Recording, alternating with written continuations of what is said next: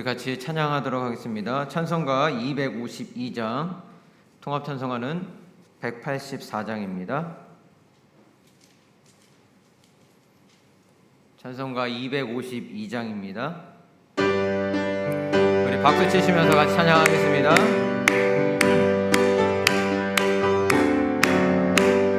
나의 죄를 씻기는 예수의 피밖에 없네. 다시 정케 하기도 예수의 피밖에 없네.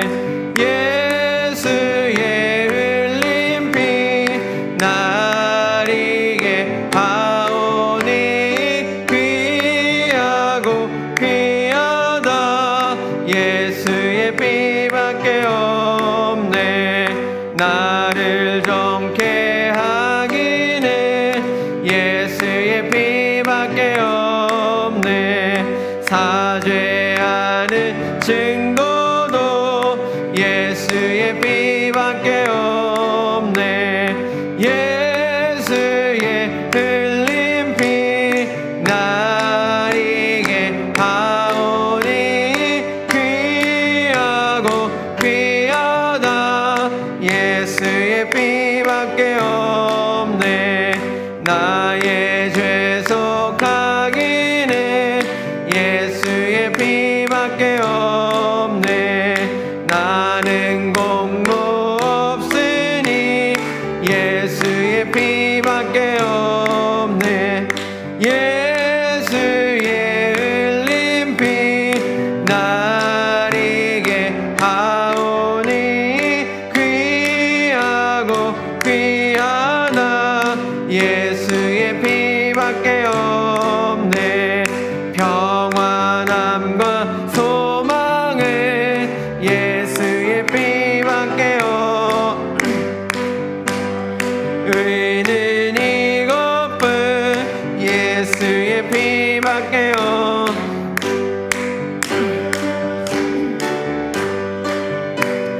날 이게 하오니 귀하고 귀하다. 예수의 피밖에 없네. 영원토록 내 알만 예수의 피밖에 없네. 나의 찬미 제목은 예수의 피밖에 없네. 예수의 흘린 피 날 이게 하오니 귀하고 귀하다. 예수의 피밖에 없네. 아멘. 우리 찬송가 하나 더 하겠습니다. 540장, 통합찬송가는 219장입니다. 540장입니다.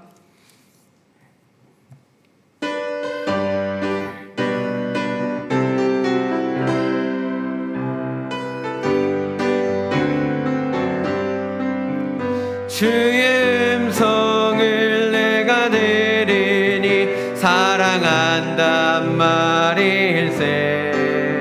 믿는 마음으로 주께 가오니 나를 영접하소서. 내가 매일 십자가 앞에 더 가까이 가오니 그새 보배 피로써 나를 정케 하소서. 주여 넓으신 은혜 베푸사 나를 받아주시고 나의 품은 뜻 주의 뜻같이 되게 하여 주소서. 내가 매일 십자가 앞에 더 가까이 가오니 그새 주의 흘린 보배 피로써 나를 정케 하소서. 주의 보좌로 나아갈 때에 어찌하니 기쁠 항상 배우니 더욱 친근합니다. 내가 매일 십자가 앞에 더 가까이 가오니 그새 주의 흘린 보배 피로써 나를 정케 하소서. 우리 구주의 넓은 사랑을 측량할 자 없으며 주가 주시는 참된 기쁨도 헤아릴 수 없도다. 내가 매일 십자가 앞에 더 가까이 가오니 그새 주의 흘린 보배 피로써 나를 정케 하소서. 내가 매일 십자가 앞에 더 가까이 가오니 그새 주의 흘린 보배 피로써 나를 정케 우리 한 번만 더 고백합시다. 내가 매일 십자가 십자가 앞에 더 가까이 가오니 그새 주의 흘린 보배 피로써 나를 정케 하소서. 우리 시간 같이 한번 통성으로 기도하실 때 하나님 오늘도 우리 예배 가운데 함께하여 주시고 각자의 처소에서 자리에서 하나님을 예배하며 나아갈 때 우리의 마음과 뜻과 모든 것들이 하나님을 향한 한 모습이 되게 하여 달라고, 우리 또한 말씀 가운데 성령으로 기름 부으시고 역사하여 달라고 우리 같이 주여 한번 부르시고 예배를 위해서 통성으로 자리에서 기도하도록 하겠습니다. 주여 할렐루야. 주님 감사합니다. 하나님 오늘도 이 시간 우리의 마음과 생각을 주님 붙잡아 주시고 하나님의 그 십자가 앞으로 한 걸음 한 걸음 나아가기를 소망할 수 있는 우리에게 그 은혜를 더하여 주니 주님 감사합니다. 하나님 오늘도 주님의 음성 듣길 원하며 주의 말씀 듣기를 사모하는 마음으로 하나님을 예배하길 원하오니 하나님 오늘 이 시간 각자의 처소에서 자리에서 예배하는 우리 모든 성도들의 마음과 생각을 주님 붙잡아 주시옵소서. 주님 앞으로 한 걸음 한 걸음 나아가는 우리 모든 성도들의 모습 가운데 한량없는 그 은혜로 주님 덧입혀 주시고 주님께서 놀라우신 뜻과 계획 안에 머물 수 있도록 하나님 축복하여 주시옵소서. 주님의 그 넓으신 사랑 안에 하나님 그 넓으신 품 안에 하나님 온전히 우리가 거하기를 소망합니다. 주님 오늘 이 시간 가운데 다시 한번 우리에게 하나님 은혜로 덧입혀 주시고 주의 성령으로 다시 한번 갑절로 더하여 주셔서 모든 것들이 하나님께서 기뻐하시고 하나님 뜻하시는 온전한 모습이 될 수 있도록 주님 주장하여 주옵소서. 주님께서 인도하시는 그 자리 가운데 우리가 날마다 머물기를 소망하오니 주님 우리 가운데 다시 한번 오늘 시간에도 말씀하여 주옵소서. 아멘. 주님 감사합니다. 우리 그럼 각자의 처소에서 자리에서 다 함께 일어나셔서 우리 반주에 맞춰 묵도하심으로 오늘 주일 예배를 하나님께 올려드리도록 하겠습니다. 묵도하시겠습니다.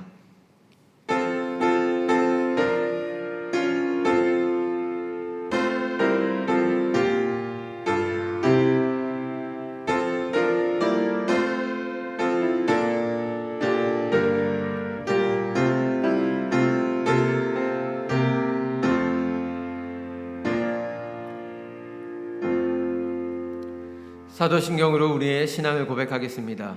전능하사 천지를 만드신 하나님 아버지를 내가 믿사오며 그 외아들 우리 주 예수 그리스도를 믿사오니 이는 성령으로 잉태하사 동정녀 마리아에게 나시고 본디오 빌라도에게 고난을 받으사 십자가에 못 박혀 죽으시고 장사한 지 사흘 만에 죽은 자 가운데서 다시 살아나시며 하늘에 오르사 전능하신 하나님 편에 앉아 계시다가 저리로서 산자와 죽은 자를 심판하러 오시리라.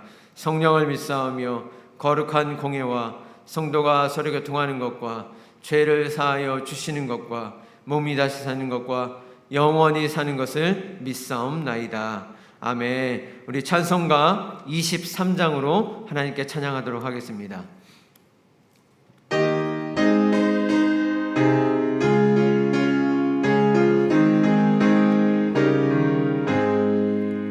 만입이 내게 있으면 그 입 다가지고 내 구주 주시는 종을 늘 찬송하겠네.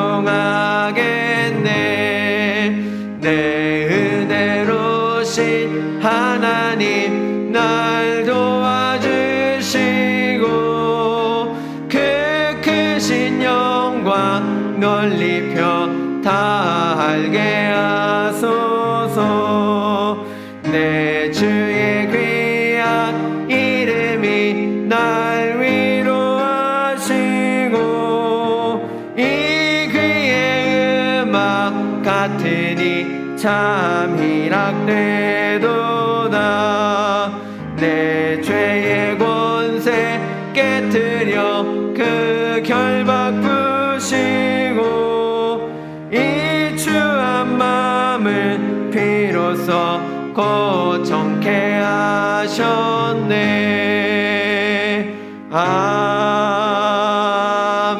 아멘. 자리에 앉아주시기 바랍니다. 교동문은 35번 시편 84편입니다.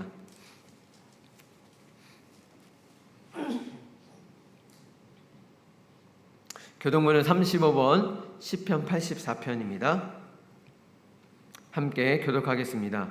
만군의 여호와여, 주의 장막이 어찌 그리 사랑스러운지요.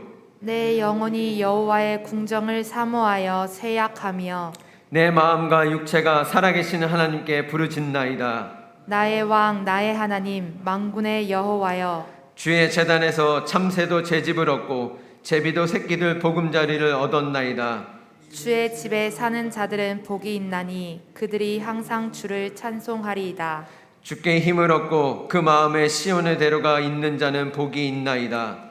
그들이 눈물 골짜기로 지나갈 때에 그곳에 많은 샘이 있을 것이며 이른 비가 복을 채워 주나이다. 주의 궁전에서의 한 날이 다른 곳에서의 첫날보다 나은즉 악인의 장막에 사는 것보다 내 하나님의 성전 문지기로 있는 것이 좋사오니. 만군의 여호와여, 주께 의지하는 자는 복이 있나이다. 아멘. 우리 찬송가 432장, 통합찬송가는 462장으로 찬양하도록 하겠습니다.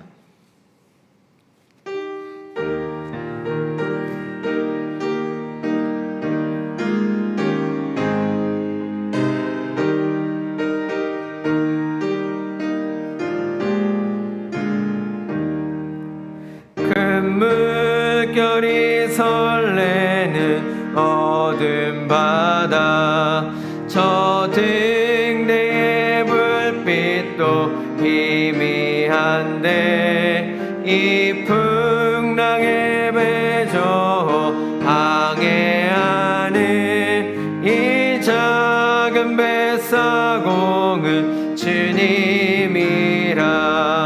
나 두려움 없도다. 주 예수님 늘 깨어 계시도다. 이 흉흉한 바다를 다 지나며 저 소망의 나라에 이르리라. 큰 풍랑이 이 배를 위협하며 저 깊은 물이 벌려 달려드나 이 바다에 노저 항해하는 이 작은 뱃사공은 주님이라. 나 두려움 없도다. 주 예수님 늘 깨어 계시도다. 이 흉흉한 바다를 다 지나면 저 소망의 나라에 이르리라. 큰 소리로 물결을 명하시며 이 바다는 고요히 잠자리라. 저 동력이 완하게 밝아올 때 나 주 함께 이 바다 건너가리. 나 두려움 없네 두려움 없도다. 주 예수님들 깨어 계시도다. 이 흉흉한 바다를 다 지나며 저 소망의 나라에 이르리라. 아멘. 이 시간에는 예배를 위해서 최정화 장로님 기도해 주시겠습니다.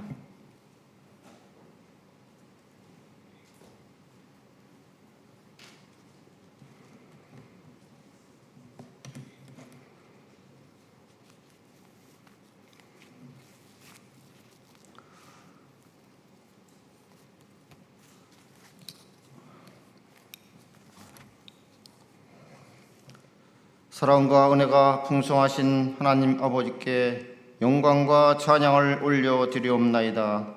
예년보다 더한 삼복 더위 속에서도 저희들의 건강과 삶을 지켜주시고 복된 주일의 아침을 살아계신 하나님 아버지 앞에 신령과 진정한 마음으로 예배하게 하여 주심을 진심으로 감사드리옵나이다. 유난히도 올해 여름은 모두를 지치게 만드는 요소들이 많았음에도 믿음의 지체들은 언제나 변함없는 주님의 사랑을 소망하며 이 풍랑이 잔잔해지고 거친 세상의 여동함이 주 안에서 평안해지기를 간절히 기도하옵나이다. 8월의 시작과 함께 코로나 확산으로 인해 온 나라 전체가 혼돈 속에서 갈 방향을 잃어가고 있으며 국민들은 불안과 염려 속에서 삶의 터전마저 미궁속으로 빠져들어가고 있는 이 시점에서 믿음의 자녀들은 성령 안에서 믿음의 행동을 하게 하시고 흐트러진 몸과 마음을 성령님의 도우심으로 기도하게 하시며 말씀과 찬양 속에서 이 풍랑이 잔잔해지는 역사가 이 땅 가운데 속히 임하게 하여 주시옵소서. 오늘 예배하는 믿음의 지체들을 기억하여 주시기를 간절히 바라고 원합니다. 각자 있는 곳에서 드려지는 예배 가운데 주님 인지하여 주셔서 세상 속에서 소외되고 상처받고 낙심되는 영혼들을 주님의 거룩한 손으로 만져주실 때 치유되고 회복되는 역사가 일어날 줄을 믿사옵나이다. 능력의 주께서 세우신 담임 목사님께 성령의 갑절의 영감을 부어주시사 비대면 예배의 상황 속에서도 성도들을 푸른 초장과 맑은 물가로 인도해 가실 때 새소명재단은 힘든 상황 속에서도 감사하며 열정적인 예배자들로 든든히 세워져 가리라 믿습니다.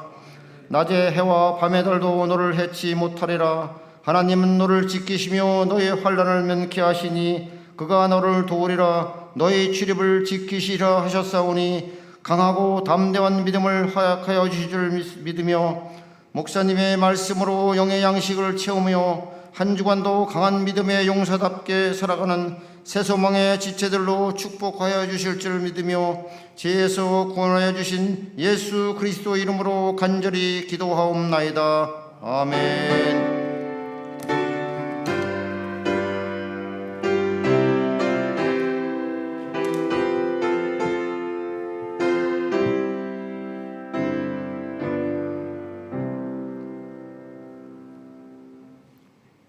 할렐루야. 각자의 처소에서 또 자리에서 예배하고 계시는 성도 여러분들 주님의 이름으로 사랑하고 축복합니다. 교회 소식 말씀드리겠습니다. 코로나19 방역 단계 지금 4단계가 또 9월 5일까지 연장되었음을 알려드리겠습니다. 그래서 저희 교회에서는 비대면 예배로 오전 10시에 주일마다 예배 드려지고 있고요. 그리고 새벽 예배, 수요 예배, 금요 예배는 한시적으로 드리지 않으니까 이 점 착오 없으시길 바라겠습니다. 또 한 주간 수요 메시지로 담임 목사님께서 은혜의 말씀 전해주시니까요. 또 홈페이지, 또 유튜브 채널을 통해서 수요 메시지를 통해서도 많은 은혜 받으셨으면 좋겠습니다. 새소망 온마음 성경 쓰기가 이제 다음 주까지 전도서가 마감됩니다. 다 작성하신 분들은 또 행정실에 제출해 주시고요. 다음 주에는 또 그 다음 필사할 것을 알려드리도록 하겠습니다. 중보기도 신청을 받고 있습니다. 하반기 중보기도 제목이 있으신 분들은요, 최원자 권사님께 문자나 카카오톡으로 기도 제목을 알려주시면 감사하겠습니다. 신청 기간은 8월 31일까지 받도록 하겠습니다. 나머지 광고는 주보를 참조해 주시면 되겠습니다. 오늘 우리 찬송가 213장, 통합찬송가는 348장 찬양하시면서 각자의 자리에서 하나님께 예물 드리도록 하겠습니다.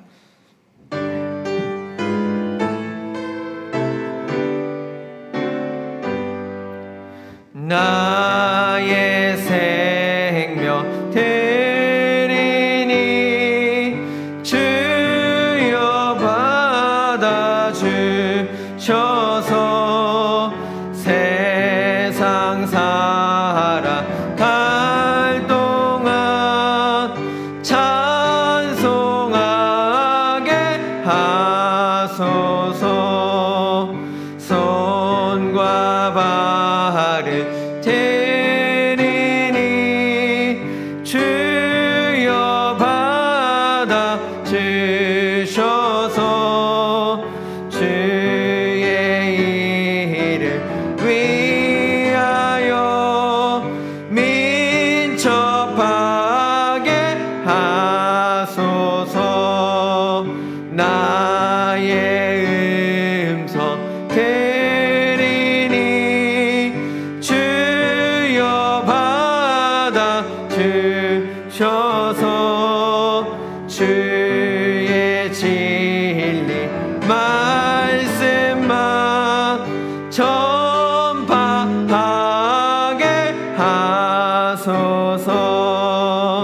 나의 보화 드리니 주여 받아 주셔서 하늘나라 위하여 주 뜻대로 쓰소서.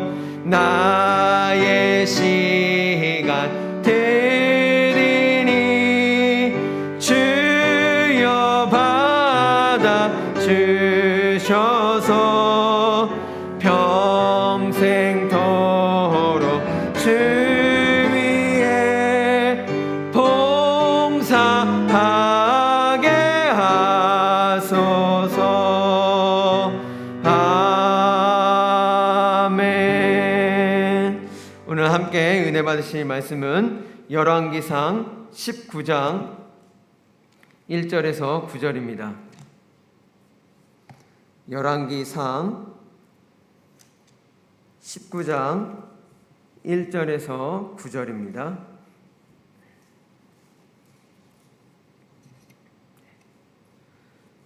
혹시 못 찾으신 분들은 앞에 자막을 보셔도 되고요. 우리 각자의 자리에서 저와 같이 한 목소리로 하나님의 말씀을 봉독해 올려드리도록 하겠습니다.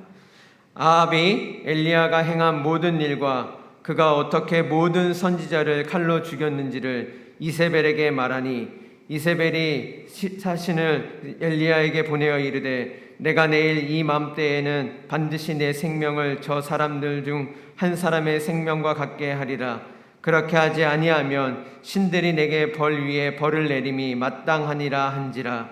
그가 이 형편을 보고 일어나 자기의 생명을 위해 도망하여 유다에 속한 브엘세바에 이르러 자기의 사환을 그곳에 머물게 하고 자기 자신은 광야로 들어가 하룻길쯤 가서 한 로뎀나무 아래 앉아서 자기가 죽기를 원하여 이르되 여호와여 넉넉하오니 지금 내 생명을 거두시옵소서. 나는 내 조상들보다 낫지 못하나이다 하고 로뎀나무 아래에 누워 자더니 천사가 그를 어루만지며 그거에게 이르되 일어나서 먹으라 하는지라. 본즉 머리맡에 숯불에 구운 떡과 한 병 물이 있더라. 이에 먹고 마시고 다시 누웠더니 여호와의 천사가 또다시 와서 어루만지며 이르되 일어나 먹으라. 내가 갈 길을 다 가지 못할까 하노라 하는지라. 이에 일어나 먹고 마시고 그 음식물의 힘을 의지하여 40주 40야를 가서 하나님의 산 호렙에 이르니라. 엘리야가 그곳 굴에 들어가 거기서 머물더니 여호와의 말씀이 그에게 임하여 이르시되 엘리야야 내가 어찌하여 여기 있느냐. 아멘. 이 시간에 로뎀나무 아래서 두 번째 말씀으로 담임 목사님께서 은혜의 말씀 전해주시겠습니다.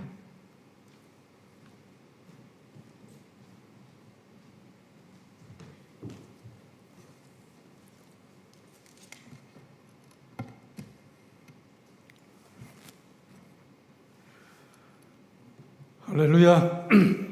각기 처소에서 예배드리고 있는 교회 여러분, 오늘 시간 성전이 아니지만 여러분이 신령과 진정을 다해 예배하는 그곳이 하나님의 전이 될 줄 믿습니다. 오늘 시간 주님이 여러분과 가까이 함께하고 계심을 믿으시면서 신령과 진정을 다해서 하나님께 예배할 수 있는 믿음의 교우들 되기를 주의 이름으로 축원합니다. 같이 함께 기도하시겠습니다. 자비로우신 하나님 아버지, 오늘 시간에도 정성을 다해서 주님 앞에 귀한 예물을 봉헌해 올립니다. 너희 물질 있는 곳에 마음도 있다고 말씀하신 주님, 단순히 물질만 드리는 것이 아니라 우리의 마음을 쪼개서 하나님 앞에 드리는 귀중한 포물이라 믿습니다.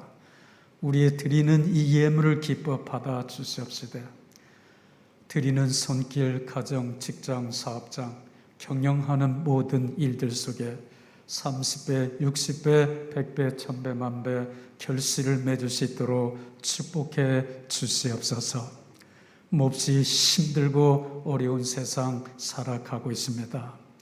특별히 경제적으로 흔들릴 수밖에 없는 얄팍한 집안에 서서 삶을 지탱해 나가고 있는 교우들, 한 사람도 양식 떨어지지 않게 하여 주시옵시고 물질적인 재원이 궁핍해서 꼬이는 일 없게 하여 주시옵시며 하나님 앞에 드리고 나누어도 계속해서 남는 삶이 될 수 있도록 축복해 주시옵시되 우리가 드리는 이 예물을 통해서 주님 영광 받아 주시옵시고 이 예물이 쓰이는 곳마다 이런 영혼이 돌아오게 하시며 죽어가던 영혼들이 살아나게 하여 주시옵시고 열방과 족속과 민족들의 이르러 하나님 나라가 확장되는 일에 가장 귀하고 아름답게 사용될 수 있는 축복된 예물들 되게 하여 주시옵소서. 오늘 시간에도 탈진하여 지쳐 쓰러져 있는 엘리야에게 다가가셔서 손을 내미시며 그를 다시 회복시켜 주셔서 믿음의 반열에 굳게 설 수 있도록 일으켜 세워주신 주님, 오늘 엘리야와 같이 지쳐있는 우리에게 다가오셔서 손을 내밀어 우리를 일으켜 주시옵시되 이 시간 말씀을 통해 도전받게 하여 주시옵시고 말씀이 저들의 삶을 지탱해 나갈 수 있는 힘이 될 수 있도록 성령님께서 역사하여 주시옵소서. 우리의 드리는 예배를 통해서 주님 홀로 영광 받아 주시기를 바랐고 원하오며 우리 주 예수 그리스도 이름으로 축복하며 기도하옵나이다. 아멘. 할렐루야. 오늘 시간에 지난 주일에 이어서 로뎀나무 아래서 두 번째 시간 말씀을 통해 오늘 우리가 살아가고 있는 이 답답하고 힘든 세상, 오늘 말씀이 주는 용기와 위로를 얻어서 다시 한번 능력 있고 힘 있게 일어설 수 있는 교우들 되기를 주의 이름으로 축원합니다. 끝이라는 말을 들을 때마다 어딘지 모르게 우리의 가슴이 시려지기 시작하고 여러 가지 착잡한 생각들이 자꾸 떠올리기 시작을 합니다. 끝이란 그 여운이 우리에게 주는 그 여운입니다. 하늘 멀리 사라져가는 비행기를 바라보고 있노라면 말입니다. 수평선 너머로 사라져가고 있는 흰 돛담배들을 보고 있노라면 말입니다. 힘차게 마지막 기적을 울리면서 산허리를 돌아서 사라져가고 있는 기차들을 보고 있노라면 말입니다. 들판길을 넘어서 이제는 언제 볼지 모르는 내 혈육이 멀리 떠나가고 있는 모습들을 바라보고 있노라면 말입니다. 여러 가지 슬픈 여운들이 우리에게 자꾸 무언가 아픈 고뇌로 다가오기 시작을 합니다. 그래서 그런지 인간의 끝이 하나님의 시작이라는 서양 명언이 있습니다. 여기서 인간의 끝이란 절망의 시간을 말하는 것이 아닙니다. 그래서 그런지 끝이라는 말은 어딘지 모르게 슬픈 감성을 불러일으키게 합니다. 어떤 일이든 시간이든 관계이든 어느 경우에 있어서든 그 모든 것들을 끝내야 할 때가 반드시 오게 되어져 있습니다. 그때가 되면 왜 그런지 아직 여전히 그 모든 일들을 끝내지 못했다는 아쉬움과 슬픈 후회감이 우리 마음 한구석에 밀려들기 시작하는데 그로 인해 몹시 슬퍼하고 안타까워하지 않을 수가 없습니다. 그런데 끝이라는 말이 이와 정반대 느낌으로 우리에게 다가올 때도 있습니다. 끝이라는 말이 어떤 사람에게는 시작이라는 말로 받아들이고 이해하는 경우도 있습니다. 절망할 수밖에 없는 그때를 그 위기 상황을 다시 새롭게 시작할 수 있는 기회로 받아들이고 있는 사람들이 다는 아니지만 소수의 사람들이 그런 사람들이 있다고 하는 실제적인 사실입니다. 그런데 영적인 일에도 그렇습니다. 낙심하고 절망할 수밖에 없는 순간 그 끝자락에 서 계시는 하나님, 그 위기의 순간에 손을 내밀고 계시는 하나님을 만날 수 있는 절호의 기회로 만들어가는 사람들도 있다고 하는 겁니다. 다른 말로 본래 인간이란 그 본성적인 뇌 구조가 절망의 나락에 이르러야 그때 하나님을 찾게 되어져 있다고 하는 실제적인 사실입니다. 그러기에 우리 주 예수 그리스도를 믿는 사람들에게 있어서 끝이란 믿지 아니하는 사람들과 같이 절벽이 아닙니다. 떨어질 수밖에 없는 나락이 아니에요. 다시 땅을 치고 하늘 높이 솟아올 수 있는 기회라고 우리는 받아들일 수도 있습니다.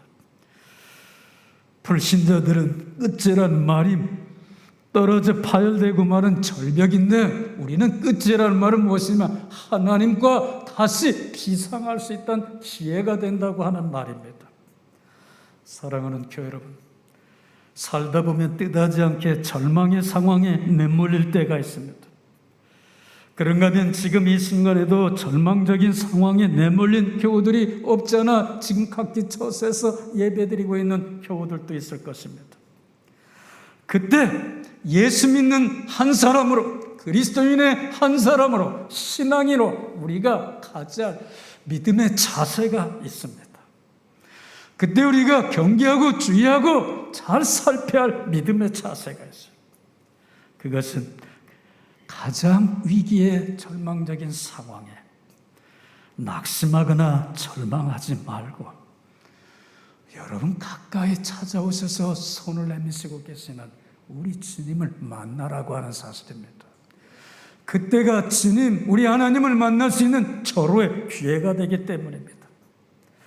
지금 이 순간에도 하나님은 낙심하거나 절망 가운데 있는 여러분에게 찾아오셔서 손을 내밀고 계십니다. 비록 교회가 아니지만 여러분이 각자 있는 처소에서 예배드리고 있는 여러분에게 하나님은 지금 손을 내밀고 계십니다. 어쩌면 여러분 등 뒤에서 여러분의 등을 두들기고 있는지도 모르겠습니다. 하나님은 이 시간 낙심하고 절망 가운데 있는 교우 여러분에게 능력의 손, 권능의 손, 축복의 손을 내밀고 계십니다. 오늘 본문 말씀으로 함께 여행하면서 어떻게 하나님께서 우리 등 뒤에서 우리를 잡고 계시며 손을 내밀고 있는가를 함께 묵상해 보기를 원합니다. 지난 시간 우리 함께 말씀을 통해 도전을 받았죠. 갈멜산 산상에 서 있는 엘리야의 모습을 상상해 보시기 바랍니다. 그는 분명 그 누구도 넘볼 수 없는 위대한 영웅으로 지금 서 있습니다. 버텨 서 있습니다. 그런데 말이에요, 그런 모습이 계속되면 좋을 텐데 몇 날이 지나지 않았어요. 그가 갈멜산 꼭대기에서 보였던 그 영웅적인 자세가 어디로 갔는지 전혀 찾아볼 길이 없습니다. 참으로 슬프고 안타깝게도 엘리야는 목숨을 부지하기 위해서 정신없이 지금 도망가고 있는 폐잔병이 되어져 있습니다. 그가 이세벨을 얼마나 무서워하고 두려워했는지 먹지도 마시지도 못하고 급히 황급히 도주하느니라 그의 몸이 탈진 상태가 되어져 있다고 말해주고 있습니다. 그래서 지친 몸으로 로뎀나무 그늘 아래 눕게 됐는데 그는 그곳에 누워서 제대로 잠도 못 자고 사방을 살핍니다. 적이 자기 찾아와서 잡을까 말입니다. 몹시 두려운 공포 가운데 휘말려들고 있습니다. 너무너무 두려운 나머지 그곳에서 벗어날 방법이 없었던 것 같아요. 한 번도 그런 소리 안 하던 엘리야가 이상한 소리를 합니다. 정말 이상한 소리를 해요. 그저 이 세상에 사는 가장 나약한 사람도 이런 소리 안 하는데 그는 뭐라고 말합니까? 여호와여 넉넉하오니 내 생명을 취하소서 이렇게 말합니다. 무슨 말인가요? 살고 싶지 않습니다. 이렇게 사느니 차라리 죽는 게 낫사오니 주님 내 생명을 거두어 달라고 하는 말입니다. 여러분, 엘리야가 어떤 사람입니까? 하늘부터 불과 비를 내리겠던 위대한 사람이에요. 자연을 움직였던 사람은 엄청난 사람입니다. 그러니까. 그토록 능력 있고 당당했던 사람이, 강하고 담대했던 사람이 말 지금 절망의 나락으로 막 떨어지고 있습니다. 엘리야가 이 시간 우리에게 각기 처소에서 예배드리고 있는 이 불안한 시기에 말이에요. 불안한 시기에, 위험한 시기에, 위험한 상황에 내몰리고 있는 우리에게 주는 영적인 도전이 있습니다. 모든 인간은 절망할 수밖에 없다고 하는 겁니다. 거기에는 예외가 없어요. 모두가 그렇다고 하는 겁니다. 아무리 잘 나가는 사람이라 해도 살다 보면 뜻밖의 절망할 수밖에 없는 상황에 내몰리게끔 되어져 있어요. 오늘 시간에 절망의 상황에 내몰려가지고 이렇게 사느니 차라리 죽는 것도 좋겠다는 교훈은 없으십니까? 모든 일에 정직하고 충성되게 살아도 거짓 없는 성실한 삶을 살아도 절망의 상황에서 제외되어 살 수 있는 것만은 아닙니다. 그래도 절망의 상황에 내몰릴 수 있다고 하는 겁니다. 엘리야는 천하를 호령할 수 있는 힘과 능력을 행사하며 살았지만 그렇다고 그가 항상 그렇게 사는 것이 아니라고 말해주고 있어요. 그도 사람이었기에 위기 상황에 내몰려 절망하지 않을 수 없게 되었는데 그러한 사실을 잘 알고 있었던 사람이 있습니다. 이스라엘의 위대한 영도자입니다. 모세는 그리스도인의 삶을 말해서 하나님 백성들의 삶을 말해서 이렇게 코멘트를 해주고 있어요. 인생이란 본래 산과 골짜기가 있어서 하늘에서 내리는 비를 흡수하는 땅이라 이렇게 말해주고 있습니다. 그렇습니다. 산 정상에서 느끼는 감격과 기쁨을 크게 외칠 때도 있습니다. 와, 이런 일을 했다고 말해. 집안 식구들이 와서 몰려와서 난리칩니다. 막 대단한 일을 한 것 같죠. 그런데 또 어떤 애는 저 산 골짜기에 처박혀가지고 사람이 무서워서 숨어들 때도 있습니다. 그렇게 인생은 신명기 11장 11절에서 이렇게 말합니다. 산과 골짜기가 있어서 그리로 비를 흡수하는 땅이라 말해주고 있어요. 인생은 그렇게 산과 골짜기가 있음을, 시작과 끝이 있음을 솔로몬은 또 다르게 솔로몬 3장에서 잘 묘사해 주고 있어요. 자막에 뜨니까 한번 같이 보시기 바랍니다. 범사가 기한이 있고 천하 만사가 다 때가 있나니 날 때가 있고 죽을 때가 있으며 심을 때가 있고 심은 것을 뽑을 때가 있으며 죽일 때가 있고 치료시킬 때가 있으며 헐 때가 있고 세울 때가 있으며 울 때가 있고 웃을 때가 있으며 슬퍼할 때가 있고 춤출 때가 있으며 돌을 던져버릴 때가 있고 돌을 거둘 때가 있으며 안을 때가 있고 않는 일을 멀리할 때가 있으며 찾을 때가 있고 잃을 때가 있으며 지킬 때가 있고 버릴 때가 있으며 찢을 때가 있고 꿰맬 때가 있으며 전쟁할 때가 있고 평화할 때가 있느니라. 우리 앞에 임박해 오고 있는 인생의 모랄리티를 잘 규명해 주고 있습니다. 사랑하는 여러분, 그렇게 탐내하고 용기 있던 엘리야가 말입니다. 절망의 깊은 늪 속에 빠져서 허우적거리고 있습니다. 그가 얼마나 큰 절망에 빠져 있었는지 하나뿐인 가장 귀중한 생명을 포기하려고 합니다. 그때 하나님은 엘리야를 찾아주셨는데 하나님의 손길이 천사를 통해서 그에게 펼쳐지고 있음을 볼 수가 있습니다. 몸과 마음이 그의 영이 탈진 상태에 이르러 삶의 의욕을 상실한 엘리야에게 누가 제일 먼저 찾아오냐면 그 위기의 순간에 하나님께서 찾아오십니다. 사랑하는 교회 여러분, 오늘 위기 상황에 내면에 있는 교회 여러분, 하나님도 여러분의 위기 상황을 외면하는 분이 아니라 너무 잘 알고 있습니다. 그 상황이 급하기 때문에 원수 사단이 들어오기 전에 하나님께서 여러분에게 먼저 손을 내미십니다. 그런데 우리는 그 사실을 직시하지 못합니다. 깨달아 알지 못해요. 그것이 바로 문제가 됩니다. 몸과 마음이 그의 영이 탈진 상태에 이르러 삶의 의욕을 상실한 엘리야에게 하나님께서 찾아오셔서 다시 회복시켜 주십니다. 탈진 상태에 처해 있었던 위기 상황에 처해선 엘리야에게 찾아오셔서 손을 내미신 하나님은 이 순간에도 여러분에게 찾아오셔서 손을 내미시고 계심을 여러분 느끼시고 오늘 시간 주님 손 잡을 수 있기를 주의 이름으로 간절히 부탁드립니다. 이로와 오늘 본문 말씀을 통해서 매우 중요한 진리, 그 실제 사실을 제가 깨달아 알았어요. 그래서 적었고 자막에 뜨지는 않지만 한번 잘 들어보시기 바랍니다. 절망하고 낙심할 수밖에 없는 상황들, 그런 상황들이 있기 마련인데 그때 인생의 끝이나 종착역이 아니라는 것을 여러분 아시기 바랍니다. 그때 포기할 수밖에 없는 가장 절박한 상황에도 하나님께서 여러분과 함께하고 있다는 사실 절대로 잊지 마시기 바랍니다. 어쩌면 그때 그 상황이 하나님을 가장 절실하게 느끼고 체험할 수 있는 매우 중요한 기회가 된다고 하는 사실입니다. 그때 여러분 하나님을 간절히 부르시기 바랍니다. 절망적인 상황에 처해 있는 교회 여러분 없으십니까?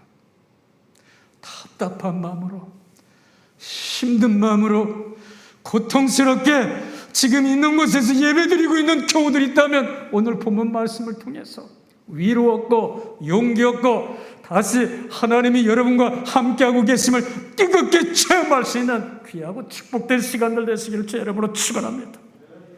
비결은 다른 데 있지 않아요. 그 절망적인 상황에서 모든 시설을 하나님께 고정하고 맞출 수 있기 바랍니다. 하나님의 은혜와 은총의 손길이 교우 여러분을 감싸고 있음을 다시 한번 새롭게 느끼기 시작할 것입니다. 엘리야가 도망하 유다 남쪽 나라 끝에 이르러 심하게 탈진한 데는 두 가지 이유가 있었습니다. 첫째, 홀로 인생의 짐을 지려 했기 때문입니다. 저는 말씀을 묵상하면서 정말 도전받은 한 구절이 있습니다. 여기 보니까 이렇게 말해주고 있어요. 스스로 광야로 들어가 하룻기쯤 행하고 한 노뎀나무 아래 앉아서 죽기를 구하여 가로되. 열왕기상 19장 4절입니다. 여기 짧은 센텐스 하나가 눈에 들어옵니다. 뭔가요? 스스로 광야로 들어가, 이 말은 하나님이 가라고 한 거 아닙니다. 누가 가라고 쫓은 것도 아니에요. 뭐라고 말해요? 자기 혼자 스스로입니다. 스스로 광야로 들어가는 말이 저의 가슴을 깊이 찌르고 파고들기 시작해요. 하나님의 엘리야에게 광야로 가라 한 것이 아닙니다. 그의 속사람이 지치고 탈진한 그의 영이 그를 자꾸 그리로 몰아간 거예요. 그도 그럴 것이 주변 상황이, 사람들이 처리해야 할 많은 일들이 압박과 스트레스로 다가왔습니다. 어쩌면 우리와 똑같이 주변 상황이 우리를 자꾸 누르고 흔듭니다. 사람들이 여러분을 자꾸 괴롭힙니다. 복잡한 일들로 압박을 받고 스트레스를 받기 시작하면 우리도 모르게 자꾸 도피하고 싶어져요. 도망가고 싶습니다. 권태로움에서 벗어날 수 있는 곳으로 피하고 싶습니다.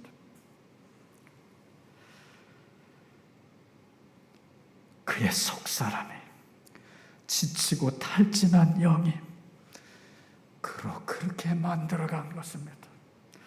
그도 그럴 것이 주변 상황에 사람들이 처리해야 할 많은 일들이 엘리야에게 있어서 너무 압박이었고 스트레스가 되었기 때문에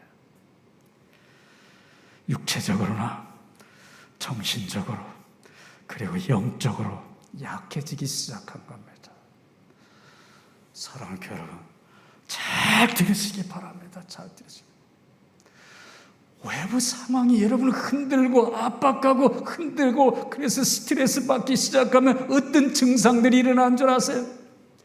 아무리 믿음이 좋은 사람이라도 하나님의 음성이 단절됩니다. 차단이 되어지기 시작해요. 그리고 나도 모르게 어디에다 자꾸 민감하게 반응하기 시작하냐면 우리 정서, 우리 감성, 우리 안에서 말이야 이 피지컬 사람이 자꾸 외치는 소리에 민감하게 반응하기 시작합니다.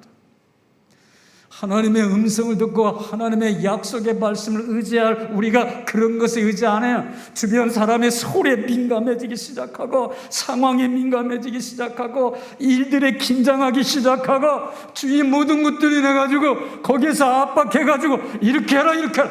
거기에 몰리다 보면 죽고 싶다는 생각이 들고 맙니다. 엘리야는 하나님의 음성이나 말씀보다 그의 감성의 소리에 깊이 반응하기 시작했어요. 하나님 없이 모든 일을 내가 하려고 할 때 반드시 직면하게 되는 문제들입니다. 하나님과 상관없이 홀로 많은 결정들을 해야 하는데 그러다 보면 생명이 위태로워질 수밖에 없어요. 너무 압박받고 스트레스 받다 보면은 더 밖에 달려고 해야 하니까 스스로 목숨을 끊으려고 합니다. 그렇게 위대했던 대통령도 자살하고 말해요. 그러니까 국회의원도 자살하고 그 큰 기업의 사장도 자살합니다. 목사님도 자살해요. 그러니까 엘리야도 지금 자살하려고 해요. 지금 그러니까 어떤 사람만 그런 게 아닙니다.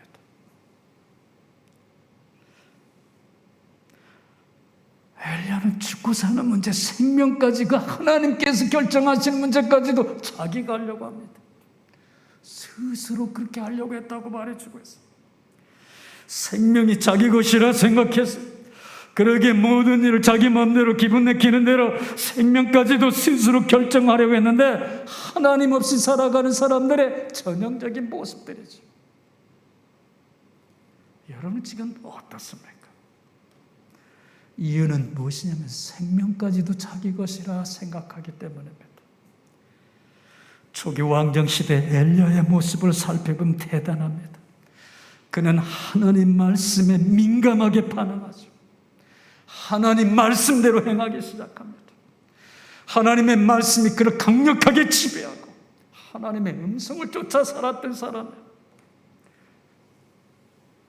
하나님께서 앞으로 비가 수년 동안 내리지 아니할 것이라 엘리야에게 이야기해 주자 우리 같으면 믿겠습니까? 내가 개꿈 꿨다고 생각하겠죠. 엘리야는 그것을 믿어요. 100%니까. 하나님 말씀의 약속에 민감하게 반응했던 사람이에요. 그러니까.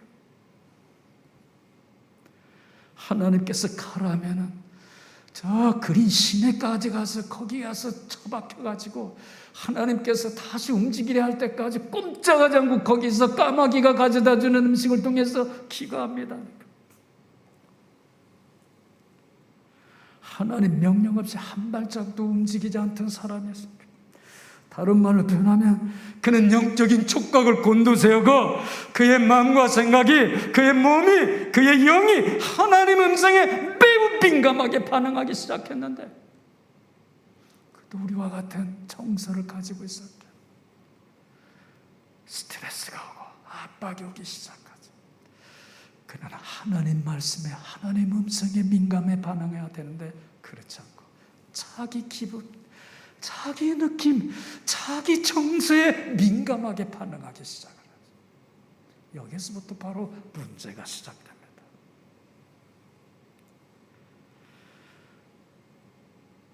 내 연약한 정서에 민감하게 반응하기 시작하면 어떤 일들이 일어날 수 있습니까?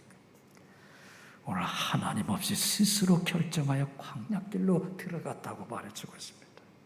숨으려고 말입니다. 저 북쪽 끝에서 남쪽 끝 그곳에 갔어요. 거기도 불안하니까 다시 네게부 사막으로 피합니다. 거기 숨으려고 말입니다.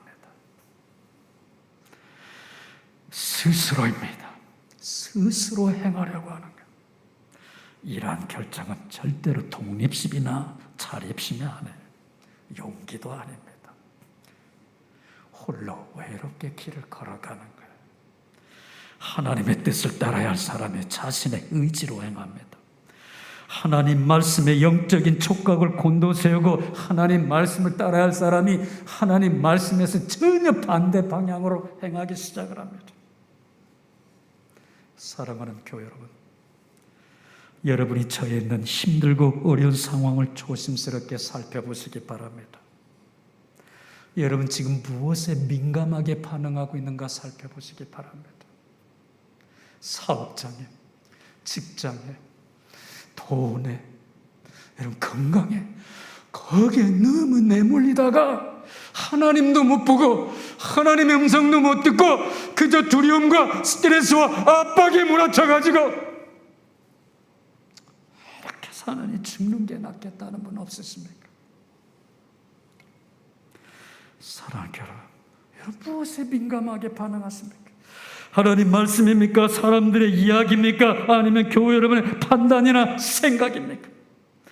교회 여러분이 어떤 능력이 있든 배경이 좋든 부를 가지고 있든 돈을 많이 가지고 있든 재산을 많이 가지고 있든 그런 거 의지하고 민감하게 반응하기 시작하면 여러분도 똑같이 엘리야와 같이 되고 말 것입니다. 본문 말씀이 우리에게 주는 영적인 두 번째 도전이 있습니다. 엘리야는 자신을 높여 의로운 사람이라 여겼기 때문이라 말해주고 있습니다. 엘리야는 스스로 자신을 높여 자기만이 하나님을 이 세상에서 제일 잘 섬기고 믿는 사람이라 자처했습니다. 오늘 열왕기상 19장 10절에 잘 드러나 있죠. 내가 만군의 하나님 여호와를 위하여 열심히 유별하오니 이는 이스라엘 자손이 주의 언약을 버리고 주의 단을 걸며 칼로 주의 선지자를 죽여 싸우며 오직 나만 남았거늘 그들이 내 생명을 찾아 빼앗으려 하나이다. 여기 보세요.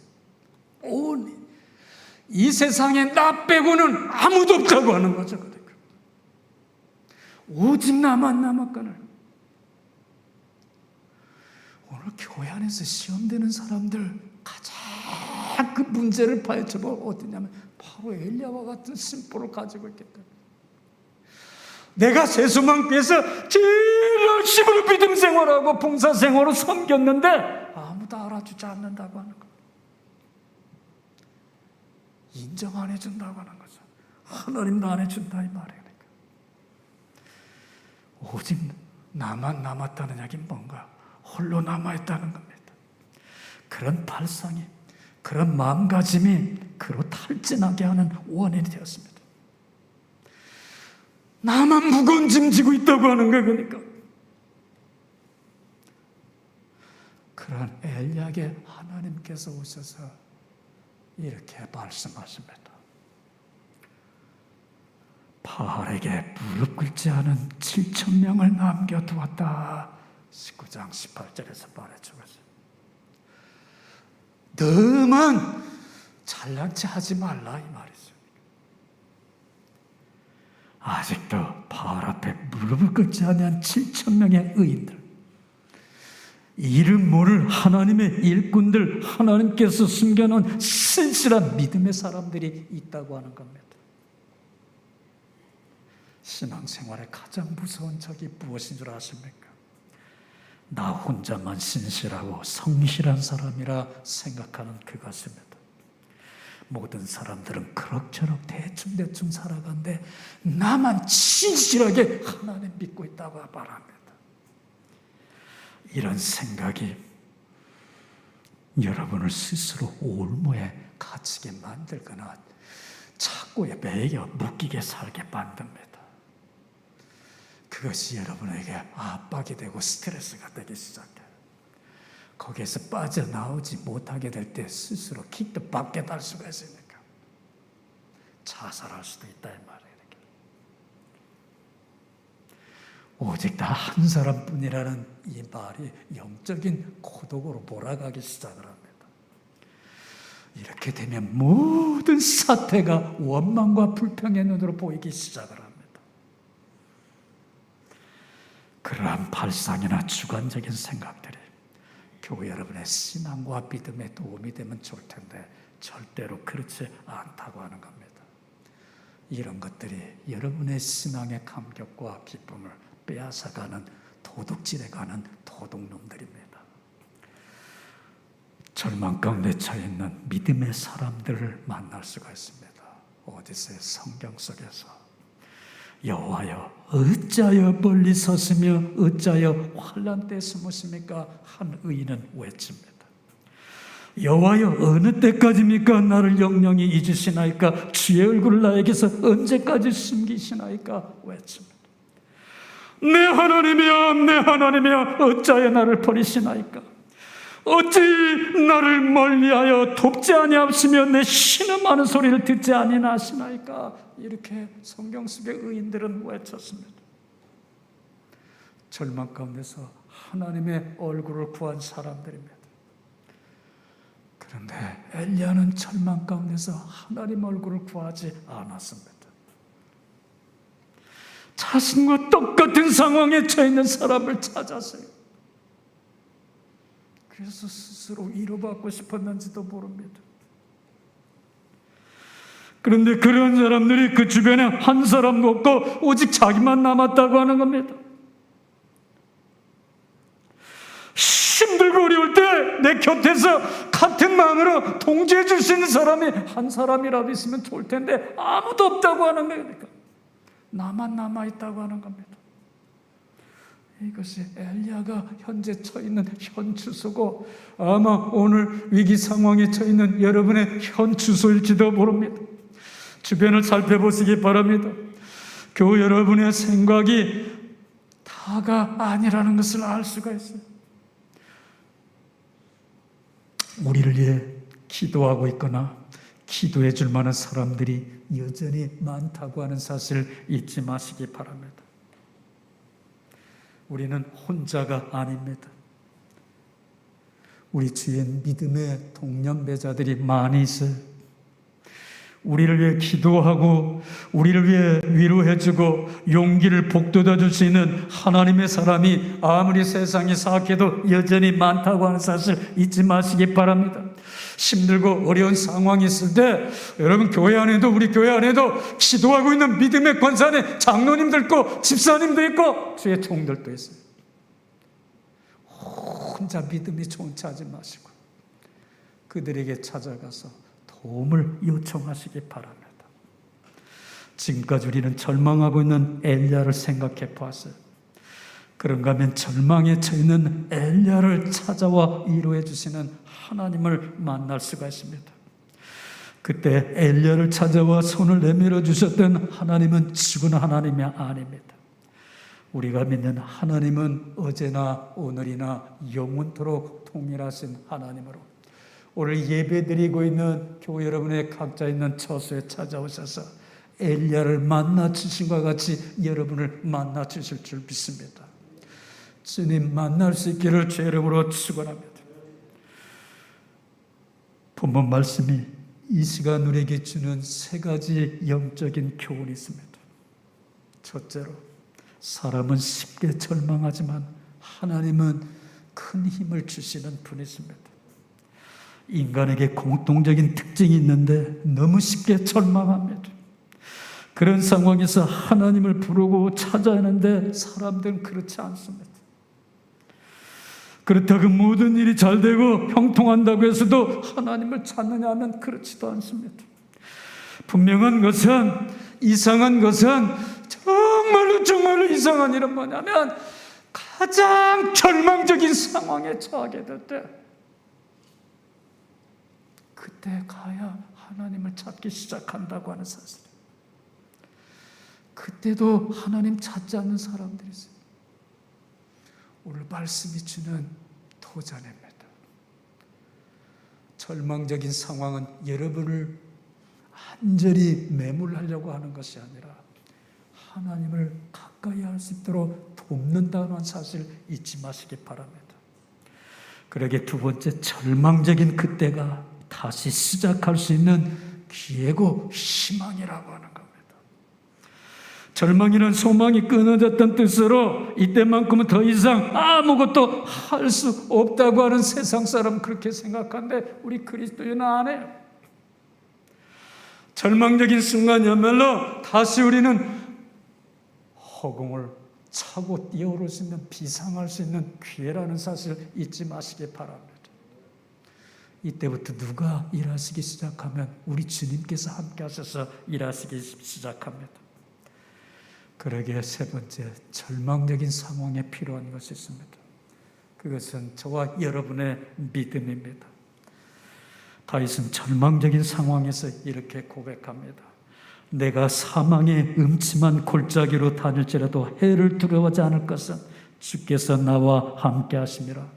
주의 지팡이와 막대기가 나를 안위하시나이다 고백하고 있어요. 해를 두려워하지 않는다고 하는 것은 해가 없다는 말이 아니에요. 악이 없다고 하는 말이 아닙니다. 손해가 없다고 하는 말이 아니에요. 피해보지 않는다고 하는 말이 아닙니다. 그런 상황이 몰려오고 그 안에, 그 범주 안에, 그 카테고리 안에, 그 골짜기 안에 들어가지만 하나님이 곁에 있기에 두려움이 없다고 하는 겁니다. 절망은 절대로 절망으로 끝나게 하는 것이 우리 믿음의 사람들이에요. 절망의 상황에서 하나님을 볼 수 있는 새로운 출구를 열어준다고 하는 겁니다. 말씀을 끝냅니다. 여러분 많이 들어온 말이죠. 운의 청천이라는 말 들어봤을 것입니다. 운의 청천이라고 하는 말은 무슨 말인가요? 구름 너머에는 파란 하늘이 있다고 하는 뜻입니다. 다만 구름에 가려져서 하늘이 보이지 않아서 보지 못하고 있는 겁니다. 엘리야는 절망했지만 그 절망이 하나님의 얼굴을 가리워서 보지 못하고 실망하고 스스로 목숨을 끊으려고 했지만 그 절망 뒤에 그에게 가까이 다가오고 계시는 하나님이 있었다고 하는 사실입니다. 교회 여러분, 오늘 여러분이 무엇으로 압박을 받고 있고 스트레스를 받고 있는지 저는 알지 못합니다. 그 압박과 스트레스에 하나님이 가려워져서 보지 못하고 있을 뿐입니다. 하나님은 살아 계십니다. 하나님은 지금 여러분 곁에 함께하고 계십니다. 그분이 여러분에게 지금 두 손을 내미시고 계십니다.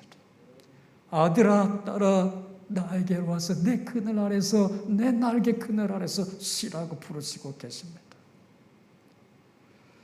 오늘 여러분의 영안이 열려져서 여러분에게 손을 내미시고 부르시고 계시는 우리 주님을 만날 수 있게 바랍니다.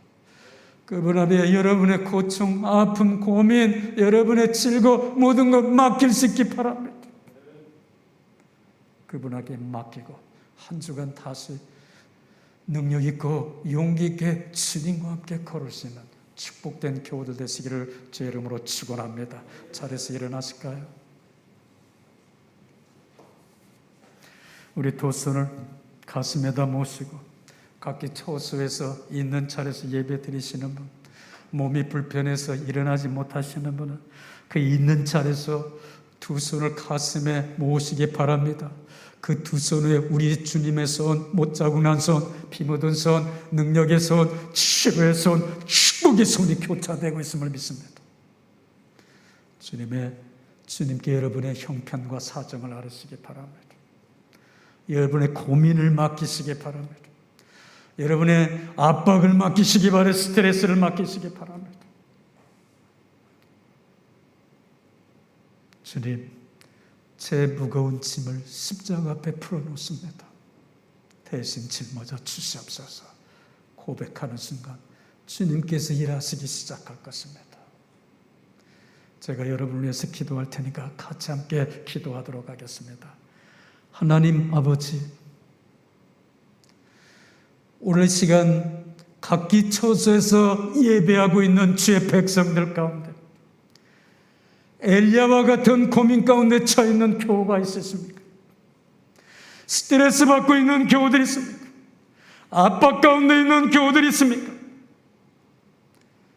육체적인 질고든 경제적인 문제든 직장의 문제든 사업장의 문제든 자녀의 문제든 내 각자 고민하고 있는 문제들 주님 앞에 다 내려놓습니다. 주님 대신 짊어져 주시옵소서.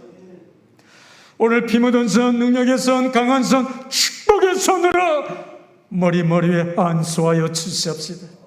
머리끝에서 육체, 혈관, 뼈속, 마디마디 속에 주님의 보혈이 수술되게 하시고 성령의 기운이 멋지게 하여 주시옵소서. 새 힘을 얻게 하시고 용기 얻게 하여 주시옵소서. 세상을 능력 있고 힘 있고 권세 있게 살아갈 수 있는 주의 백성들 될 수 있도록 한 주간도 가정, 직장, 사업장 경영하는 모든 개인의 신상까지도 보호하시고 지켜 주시옵소서. 지금은 우리를 사랑하사 십자가에 피 흘려 죽으신 우리 주 예수 그리스도의 은혜와 하나님 아버지의 크신 사랑하심과 성령님의 교통 내주 보호 충만하심에 오늘 주님 십자가 앞에 모든 짐을 풀고 주님만 믿고 주님만 신뢰하며 주님과 함께 걷기로 작정하고 세상으로 나가는 주의 백성들 가정과 직장과 사업장 경영하는 모든 일들 속에 지금부터 영원토록 함께 하시기를 간절히 축원하옵나이다. 아멘.